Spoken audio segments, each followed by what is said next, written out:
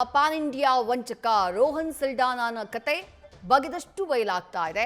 ಆತನ ಒಂದೊಂದೇ ಮುಖವಾಡವನ್ನ ಕಳಚುವಂತಹ ಕೆಲಸವನ್ನ ಪೊಲೀಸರು ಮಾಡ್ತಿದ್ದಾರೆ.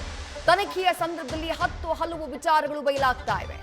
ವಂಚನೆ ಮಾಡೋಕೆ ಈ ರೋಹನ್ ಸಿಲ್ಡಾನಾ ಲೀಗಲ್ ಅಡ್ವೈಸರ್ಗಳನ್ನ ನೇಮಕ ಮಾಡಿಕೊಂಡಿದ್ದ. ನಕಲಿ ಕಾನೂನು ಸಲಹೆಗಾರರನ್ನ ನೇಮಿಸಿದ್ದ ರೋಹನ್ ಸಿಲ್ಡಾನಾ ಯಾರಾದ್ರೂ ಇವನಿರೋ ರೀತಿ ಇವನ್ ಜೊತೆ ಇದ್ದಂತಹ ಲೀಗಲ್ ಅಡ್ವೈಸರ್ಗಳನ್ನ ನೋಡ್ತಾ ಇದ್ರೆ ಹೇಳುವಂತಹ ಮಾತುಗಳನ್ನ ನಂಬಿ ಬಿಡಬೇಕು. ಹಾಗೆ ನಂಬಿನೇ ಜನ ಮೋಸ ಹೋಗಿತ್ತು. ರೋಹನ್ ಸಿಲ್ಡಾನನ ಒಂದೊಂದೇ ಕಥೆಯನ್ನ ತನಿಖೆಯ ಸಂದರ್ಭದಲ್ಲಿ ಪೊಲೀಸರು ಬಯಲು ಮಾಡ್ತಿದ್ದಾರೆ. ಆತ ಯಾವ ರೀತಿ ವಂಚನೆಯ ಜಾಲವನ್ನ ಬೀಸ್ತಾ ಇದ್ದ, ಯಾವ ರೀತಿಯ ಉದ್ಯಮಿಗಳನ್ನ ತನ್ನ ಖೆಡ್ಡಾಗಿ ಕೆಡವಿಕೊಳ್ತಾ ಇದ್ದ ಅನ್ನೋ ಬಗ್ಗೆ ಒಂದೊಂದೇ ಮಾಹಿತಿಗಳು ರಿವೀಲ್ ಆಗ್ತಾ ಇವೆ. ಸದ್ಯಕ್ಕೆ ಈತ ನಕಲಿ ಲೀಗಲ್ ಅಡ್ವೈಸರ್ಗಳನ್ನ ಹಿಡ್ಕೊಂಡು ಅವರನ್ನ ತನ್ನ ಜೊತೆ ನೇಮಕ ಮಾಡಿಕೊಂಡು ಉದ್ಯಮಿಗಳನ್ನ ಖೆಡ್ಡಾಗಿ ಬೀಳಿಸ್ತಿದ್ದ ಅನ್ನುವಂತಹ ವಿಚಾರ ಬಯಲಾಗಿದೆ. ಮೊನ್ನೆ ಆತನ ಮನೆ ಶೋಧ ಮಾಡಿದಂತಹ ಸಂದರ್ಭದಲ್ಲೂ ಸಿಕ್ಕಿದಂತಹ ಐಷಾರಾಮಿ ಆತನ ಜೀವನ ಶೈಲಿ ಯಾವ ರೀತಿ ಬಟಾ ಬಯಲಾಯಿತು ಅನ್ನೋದನ್ನ ಗಮನಿಸಿದ್ರಿ. ಡೀಟೇಲ್ಸ್ ನಮ್ಮ ಪ್ರತಿನಿಧಿ ಕಿರಣ್ ನೀಡ್ತಾ ಹೋಗ್ತಾರೆ. ಕಿರಣ್, ಉದ್ಯಮಿಗಳನ್ನ ಖೆಡ್ಡಾಗಿ ಬೀಳಿಸಿ ಈತ ಕಟ್ಟಿದ್ದು ಒಂದು ಕುಬೇರನ ಅರಮನೆ. ಆದ್ರೆ ತನಿಖೆಯ ಸಂದರ್ಭದಲ್ಲಿ ಹೇಗೆ ಖೆಡ್ಡ ಕೆಡವುದ ಅನ್ನೋದು ಬಯಲಾಗ್ತಾ ಇದೆ. ಈ ಲೀಗಲ್ ಅಡ್ವೈಸರ್ಗಳ ಕತೆ ಏನು ಅಂತ ಹೇಳಿ, ಯಾವ ರೀತಿ ಯಾಮಾರಿಸ್ತಾ ಇದ್ದ ಈತ ಅಂತ ಹೇಳಿ. ವಿದ್ಯಾ, ಈ ಒಂದು ರೋಹನ್ ಸಲ್ಡಾನಾ ಏನಿದ್ದಾನೆ ಆತನ ಒಂದು ಮಾಯಾಜಾಲವನ್ನ ಈಗ ಎಳೆಯಾಗಿ ಪೊಲೀಸರು ಭೇದಿಸ್ತಾ ಇದ್ದಾರೆ.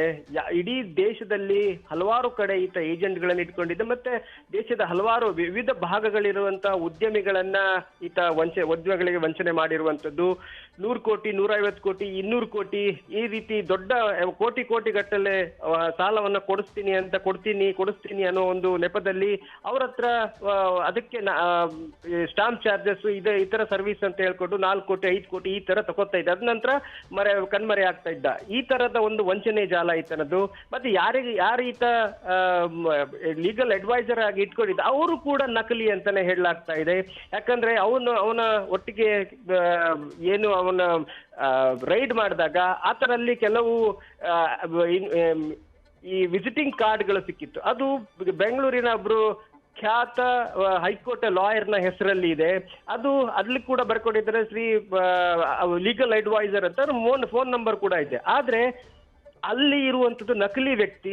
ಆ ನಕಲಿ ವ್ಯಕ್ತಿಗೆ ಇವರು ಯಾರಾದ್ರೂ ಉದ್ಯಮಿಗಳು ಕಾಲ್ ಮಾಡಿದ್ರೆ, ಲೀಗಲ್ ಅಡ್ವೈಸ್ ಕಾನೂನು ಸಲಹೆ ಪಡೀಲಿಕ್ಕೆ ಫೋನ್ ಮಾಡಿದ್ರೆ ಅವರಿಗೆ ನಕಲಿ ವ್ಯಕ್ತಿಗೆ ಹೋಗ್ತಾ ಇತ್ತು. ಆತ ಆ ಕಡೆ ಕೂತ್ಕೊಂಡು ಫೋನ್ ನಲ್ಲಿ ಲೀಗಲ್ ಅಡ್ವೈಸ್ ಮಾಡ್ತಾ ಇದ್ದ. ಅದನ್ನ ನಂಬಿ ಈ ಉದ್ಯಮಿಗಳು ಹಣ ಕೊಡ್ತಾ ಇದ್ರು. ಯಾಕಂದ್ರೆ ಖ್ಯಾತನಾಮರ ಹೆಸರು ತಕೊಂಡು ಈ ಒಂದು ವಂಚನೆ ನಡೀತಾ ಇತ್ತು. ಹೀಗೆ ಆತ ಖೆಡ್ಡಕ್ಕೆ ಕೆಡುತ್ತಾ ಇದ್ದ. ಕೋಟಿ ವಂಚನೆ ಮಾಡಿರುವಂತದ್ದು ಈಗ ಬಯಲಿಗೆ ಬರ್ತಾ ಇದೆ.